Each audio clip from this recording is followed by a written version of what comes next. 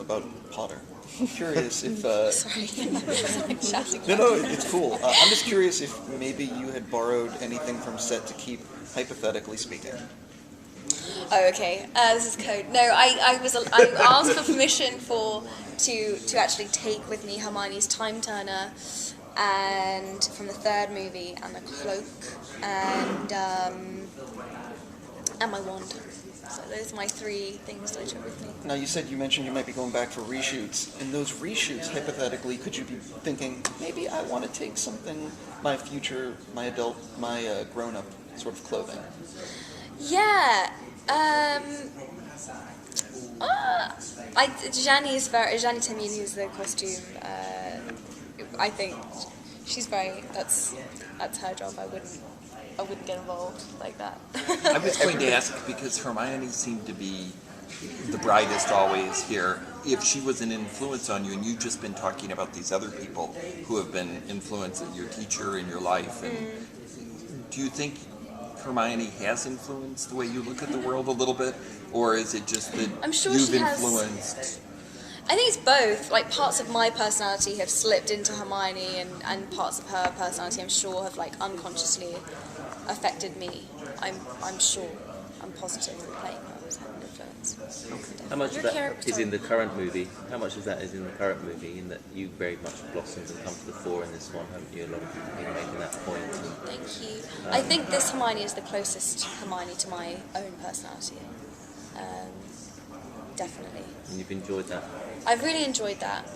David really wanted a really honest performance, and it was really nice to play. I feel like, earlier on I played more like a parody of myself, or like a kind of a real character. She was this big personality, and she's developed into something much more human and relatable and organic. Can we talk about the big snog scene? Please. Yeah. So what was it like to shoot that, and were you concerned at all about making it authentic? What was it like kissing? I was really concerned about making it authentic, and so as a result, Dan's been telling everyone that I pounced on him, that I'm an animal, all this stuff. I was so worried about it coming across as the kiss being as awkward as I felt going into the scene. I just wanted to make it as real as possible, and it obviously had to be something that would disturb Ron and make him really jealous. So from Hermione's end, it had to be passionate. But I sound like I'm defending myself. I don't know. It sound like I'm defending myself. In that scene, did you guys shoot it against green screen with him in front of you guys, or did you shoot it twice? Like how many times? We just shot it. We shot it without Rupert there. We did it as like a separate thing on green screen. But were you thinking, I got to really turn this on because we've got to? This has to make him crazy. Yeah, exactly. Yeah. That was exactly what I was thinking. It had to be nasty, really nasty. The dialogue, not the kiss. Just want to differentiate. The kisses can get nasty too. There's nothing wrong with that. You're the world's premier Ron Hermione shipper. So, how is their relationship actually almost getting there in this film? Well, obviously the fact that he gets jealous of Hermione and Harry, it becomes obvious that he has feelings for her. And when he comes back, you can just... Rupert's performance is so brilliant. When he comes back, it's perfect.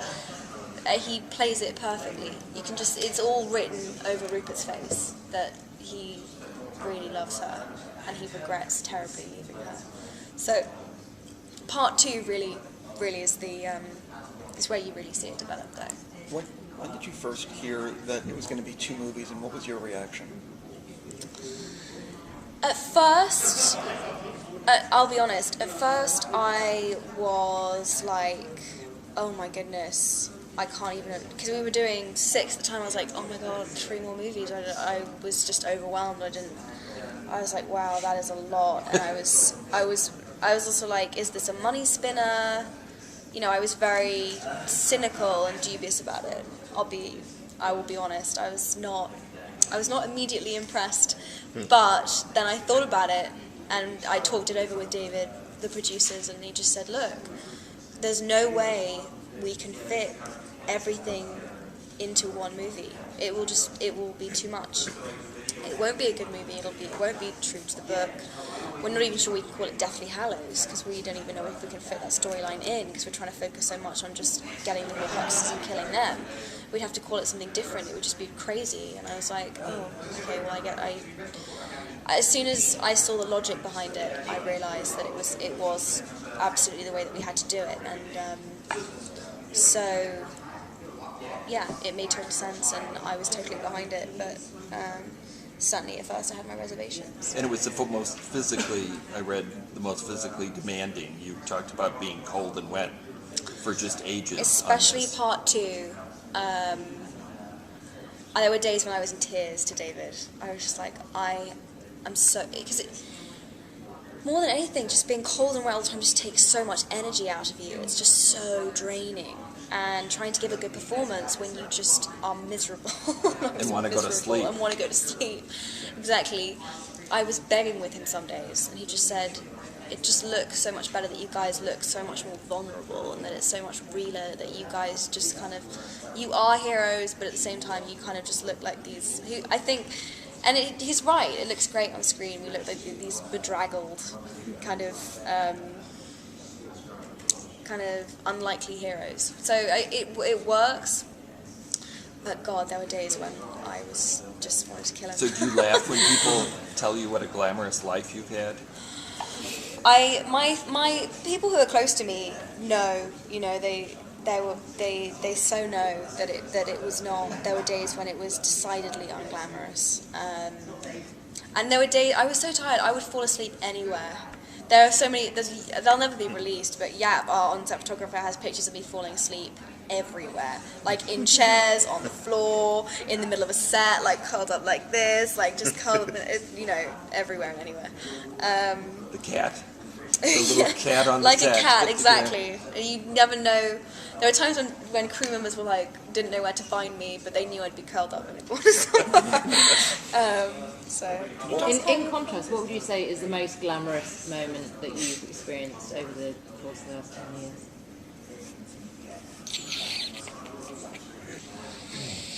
Most glamorous moment. That dress coming down the stairs, was that in part 3? That was pretty glamorous. Oh, not It's necessarily not on quite, set though, okay, but generally. just generally.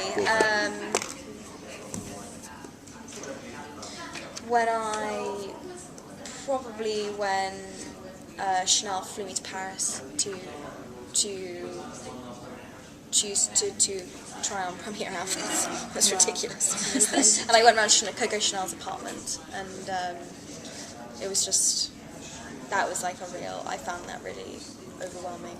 Does this film represent your swan song for acting? Is this it for you? Do you plan to do more? Where do you want to take your career after? Where do I want to take my career after this? I guess I want to diversify a bit, and I don't want to throw myself into another big blockbuster or another big franchise anytime soon. So smaller films, just small little interesting parts. I think I'd even like to play around with some really good supporting roles, and then develop into, rather than, I don't know, just like feel my way into it. A bit more. I'm not planning on. I don't know. I'd love to try some theatre. That's my other thing. I'd love to do some Shakespeare.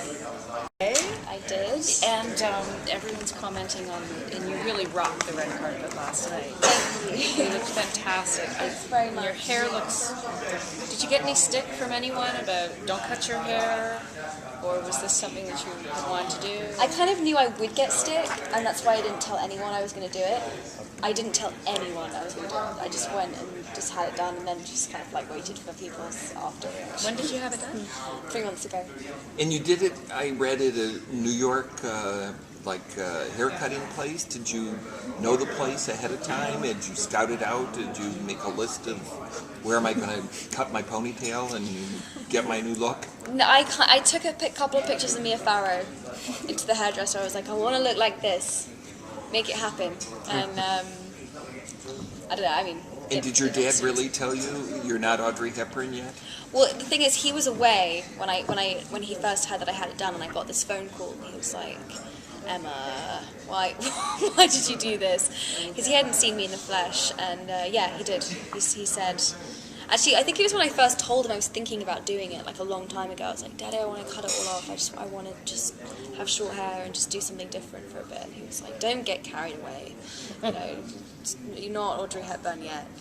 And but he loves it now, so he's eating his words. So is it a huge kind of relief to say goodbye to Hermione at this point now in your life and go on with whatever's going to school and whatever else you're going to do? Well, I keep trying to, but she keeps finding a way back into my life. Because I thought, I don't know, you know, I still have 2 movies left to promote, and they're still cutting and editing part 2, so I might have to do some more voice recording and stuff for it. So it's a very gradual goodbye. I'm being eased out of it nicely, gently. Gan said that you guys might be reshooting the epilogue at Leavesden because of it was rushed or something. But On King's Cross. Yeah, that was stressful. We only had King's Cross. I mean, you can imagine we stopped trains literally so that we could do the scene. It is Harry Potter. It is. I mean, we are special. It is Harry Potter, but we only had 2 days, and I was being sarcastic. Don't comment there. Yeah. Sorry, I have to fill that in because otherwise it'll be Emma written Watson down. says we are We Harry are Potter. special. No. What was I saying? Yeah, we only had 2 days to shoot it, and we needed so much more time than that. So yeah, we have reshoots at Christmas. So it's not over. It's not over yet, guys. And how does it fit in with college? It doesn't really. I have to kind of, I'm not gonna lie, I kind of have to just work really hard when I'm there and just earn my professors' respect and trust that I'm hardworking and I take it seriously and that I will come up with the goods somehow. Are you an English major? I'm gonna be a history major. In what part of history? I'm really interested in modern history, but to fulfill a history degree at Brown, you have to do modern and pre-modern. I haven't decided what I'm gonna really focus in yet, but it'll be something modern. Are you enjoying that? Is it? I mean, it's been now 18 months, isn't it? Yeah, I am really enjoying it. I love it. I love history. I'm glad. I very needed English, and I'm glad I did. At Brown, do the other students ever ask you to help them with their English accents or anything? Because Americans are, I think, very impressed with English accents. They never asked me to help. They just just at the very beginning they would pick up everything that I said, and you know, I would say jump, and they'd be like, jumper, and I'd be like, yes. And then after a while they just got used to it. My best friend Madison, she keeps a list on her phone of all of the different English slang that I say, so she has kind of like a translator, so she can understand without having to ask me, what on earth are you talking about when you say knackered, or what do you mean when you ask for sellotape, and stuff like that. I understand you've been in a couple of college productions. How's that been? It was really fun. I loved it. It was so nice to do something that was a little bit less pressurized than Harry Potter. What plays did you do? I did Chekhov, Three Sisters. That's a difficult production. It was. I played Arena. It was really difficult. Actually, I have no idea how we managed it. We didn't even have that long a rehearsal period, but somehow we pulled it off. We got good reviews. So. Did you have to audition? I did. I went to 2 rounds of auditions, and yeah. And have you done another movie since Harry Potter? I did. I just did a film called My Week with Marilyn. Marilyn Monroe? Yeah. Oh my God. I don't play Marilyn. No. Michelle Williams plays Marilyn. That woman has some serious, I don't know, Acting she's got chops? guts to do that, yeah. And you play her best friend, or? No, I play, so the film is about Colin Clark, who was a runner on one of her movies, and they had this kind of thing, but at the beginning of the movie he falls for the wardrobe assistant. Moi. And then he runs off with Marilyn and dumps me for a while, and then he gets older and wiser and comes back and begs for forgiveness, and I give him a chance. Was it hard to say yes to that role, or was it so easy? So easy. I was coming back on the train from Paris, having just done a photo shoot, and I was exhausted. And the last thing I wanted to do was read a script. My agent called me up and she was like, "Please just read the script. You won't regret it. Please just read it." I was didn't want to. And then the minute I opened it up, I couldn't put it down. And the part was small but really interesting and had like a really good character arc and was like really well formed, even though it had a few scenes. And I called her straight back and I was like, "Yes, all right, you're right. I'm in. So it was nice, and yeah, I was offered the part, so that You was could do it with amazing. your Mia Farrow haircut. I had to wear a wig. Oh. I had to wear a wig. I was trying right up until the last second to persuade Simon Curtis that I should have short hair, but he said it was too sophisticated, so had to have a wig. What about what's going on with your fashion interests? It's something that's been a big part of your life off screen. What are you doing with regards to fashion right now? I just did a clothing line with Alberta Ferretti, which is really exciting. We are doing an organic clothing range. And what's it called? I'm not sure I can reveal the name yet. I need to double check. We won't that. tell anyone. Just tell us. I'm not sure about that. There will be more information about it soon. But, Okay. Did you help design it? yeah, I did. It was really hard for us to, like, whenever I was in London, she was in Milan, and we were crossing paths in New York and all over. But we email like every week at the moment, and I'm really proud of what we put together. And it's just, I'm so excited that someone who is established and is a bigger designer as Alberta is like really interested in, because she wrote to me and she said, "I saw what you did with People Tree, and I think it's such a great idea, and would you do something with me?" And I was like, "Yeah." So when do you think we'll definitely. see when will the line come out? That'll be, I think, just after Christmas.